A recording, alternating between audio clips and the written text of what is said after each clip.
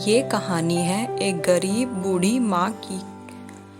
एक समय की बात है, एक छोटे से गांव में एक बुजुर्ग महिला रहती थी। उसका नाम राधा था। राधा बहुत ही दयालु और सहानुभूतिपूर्ण थी। वह बहुत गरीब थी, लेकिन उनकी गरीबी उनके स्नेह और दया को कभी कम न कर सकी। राधा का एक बेटा था जिसका नाम रामू था। रामू किसी नगर में नौकरी करता था और अपनी माँ से बहुत प्यार करता था। रामू हर महीने अपनी माँ के पास आता और उसे पैसे देता था, फिर वापस शहर चला जाता था। लेकिन एक महीने रामू नहीं आया, फिर दूसरे महीने भी रामू नहीं आया। राधा को बहुत चिंता हुई। उसने सोचा उसके पास पैसे तो हैं, लेकिन उसके बेटे का ख्याल उसे चैन नहीं आने दे रहा था। वह रोज बेटे का इंतजार करती, लेकिन वो नहीं आया और राधा ने फैसला किया कि वह शहर जाएगी और अपने बेटे का पता लगाएगी।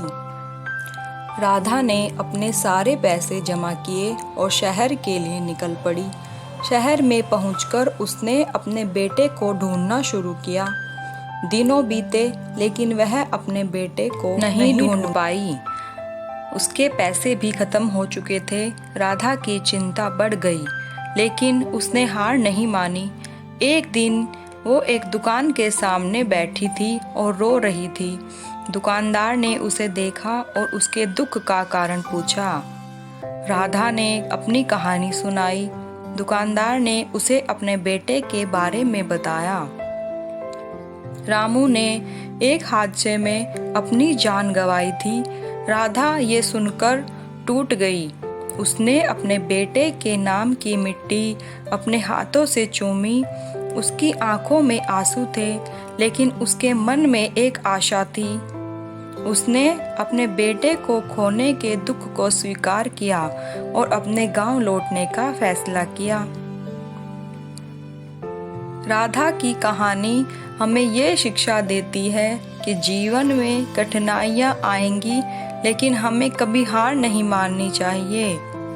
उसकी कहानी हमें दया, सहानुभूति और प्यार की शक्ति के बारे में याद दिलाती है। Please like, share and subscribe to my channel.